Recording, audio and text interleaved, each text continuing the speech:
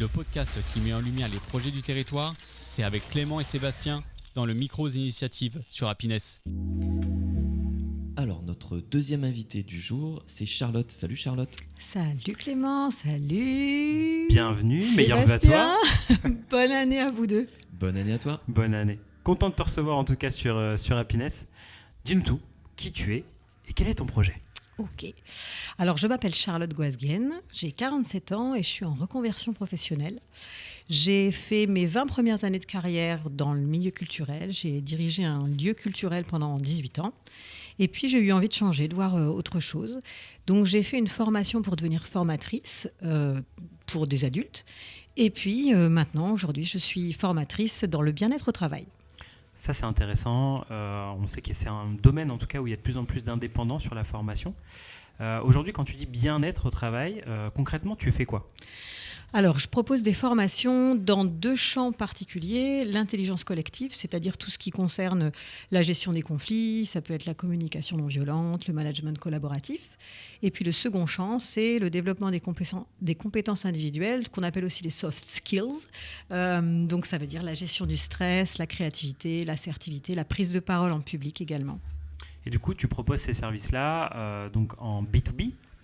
En professionnel ? Oui, c'est plutôt vers des groupes alors ça peut être des entreprises, mais aussi des collectivités territoriales, ça peut être tout un tas de personnes très différentes, ça peut être des étudiants dans des écoles, par exemple de commerce, voilà, c'est très varié. Ou ça peut être, j'imagine, un professionnel indépendant qui a besoin de travailler sur sa prise de parole, par exemple. Par exemple, oui, Okay. Tout à fait.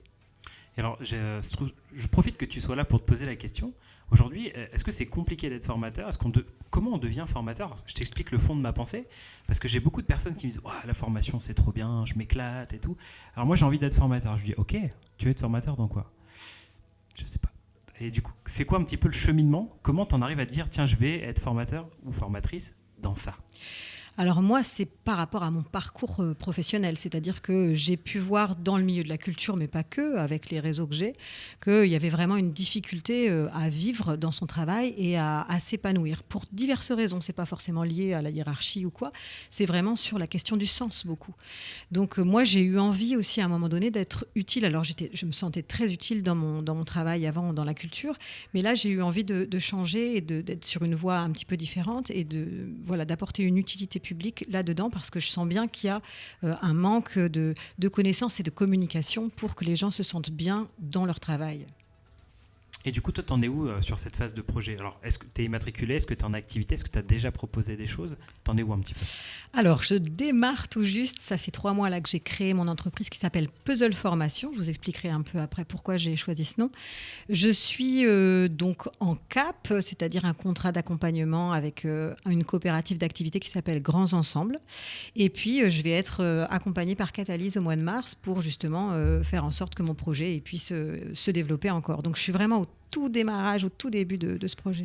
Alors justement, pourquoi Puzzle Formation ? Alors, Puzzle Formation, merci Sébastien d'avoir posé la question.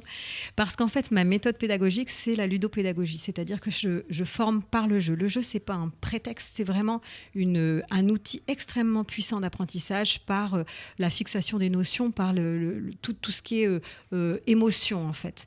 Et donc, j'utilise le jeu. Alors, ça peut être des jeux de société, des jeux extrêmement divers, le Uno, par exemple, ou ça peut être des puzzles également. Et donc, on utilise ça en formation pour que l'apprentissage se fasse de façon plus ludique, mais aussi d'utiliser les intelligences visuelles, kinesthésiques et auditives, que tout soit réuni pour que les gens puissent acquérir des compétences globales le plus rapidement possible et le plus durablement possible. D'accord.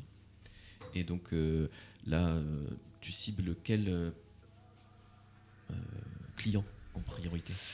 Eh bien, en priorité, alors ça, c'est une bonne question. Je suis vraiment dans la définition de tout ça. Là, pour le moment, je tâtonne encore un peu, mais j'aimerais bien essayer de voir avec les entreprises, parce que je sais qu'il y a une demande, un besoin. Et puis, l'idée, c'est de ne pas venir forcément dans le curatif, donc de traiter quand ça va mal, mais plutôt d'arriver dans le préventif, dire aux entreprises, voilà, comment est-ce que je peux vous accompagner de maintenant jusqu'à dans 5 ans, j'en sais rien, un plan un peu long, pour que justement, on avance ensemble sur comment on fait en sorte que toutes les personnes de l'entreprise, y compris les directeurs, y compris les managers, etc., puissent être tous ensemble, collaborer dans une direction commune et être bien dans leur boulot.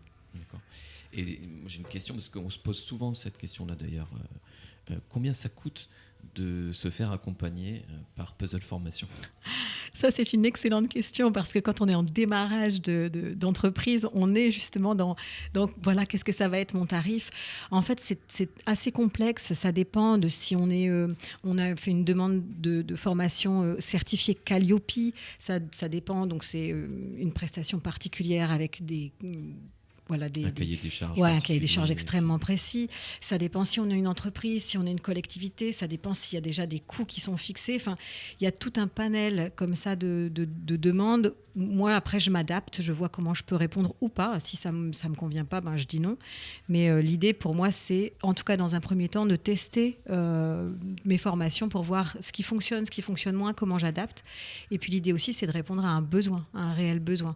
Donc, mes formations, elles sont pas clés en main. Je propose des choses, mais après, j'adapte de façon vraiment sur mesure aux gens pour coller le plus aux besoins.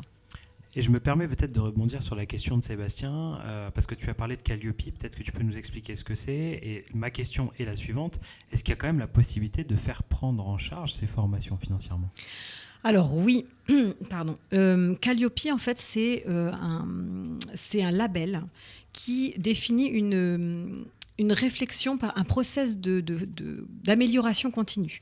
Donc l'idée de Calliope, c'est d'être certain, de s'assurer que les organismes de formation qui s'intègrent dans Calliope sont toujours en recherche d'amélioration continue. Ça veut dire qu'on a des choses à fournir, c'est extrêmement précis pour l'accompagnement, le suivi, l'évaluation des stagiaires.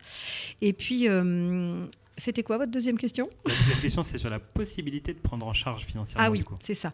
Alors, quand on est en entreprise, les formations Calliope sont prises en charge par les OPCO, donc les organismes qui permettent de financer les formations.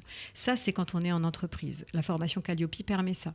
Par contre, quand on est tout seul, on peut utiliser son CPF, donc son compte personnel de formation, pour financer une formation. Mais ça dépend aussi d'un label qui est donné pour le CPF. Donc, il faut vraiment se renseigner auprès de son service RH, en fait. Donc le plus simple, je pense que c'est de prendre contact aussi avec toi, Ouais. de faire un point de situation par rapport aux besoins de l'entreprise et en tes capacités à former. Et puis vous verrez directement là-dessus. Du coup, comment on fait pour te contacter ? Alors, j'ai le téléphone, figurez-vous. J'ai un téléphone et un mail. Vous voulez que je les donne ? Bien sûr. Alors, mon téléphone, c'est le 06 80 23 75 17. 06 80 23 75 17. Et le mail, c'est puzzleformation avec un S à formation et 2 Z à puzzle, @gmail.com. Eh bien super, ça s'est donné. Et dernière petite question peut-être avant qu'on clôture. Est-ce que tu as déjà eu le temps de commencer à animer peut-être une page LinkedIn, un réseau social ou quelque chose comme ça ? Alors, j'ai une page LinkedIn qui est pas folle, à Charlotte Goasguen, donc mon nom. Il faut que j'y travaille. Ça, c'est vraiment un objectif futur, c'est de bosser un peu les réseaux sociaux. Ce sera pour bientôt, vous inquiétez pas, on suit l'aventure et de toute façon on vous remet toutes les informations de Charlotte directement dans l'Instagram de l'émission. Nos entrepreneurs, vous aurez toutes les infos dedans. Et merci beaucoup. Merci beaucoup Charlotte. Merci. Merci, bonne journée. Et bonne année. Bonne année. Le podcast qui met en lumière les projets du territoire, c'est avec Clément et Sébastien dans le Micros Initiative sur Happiness.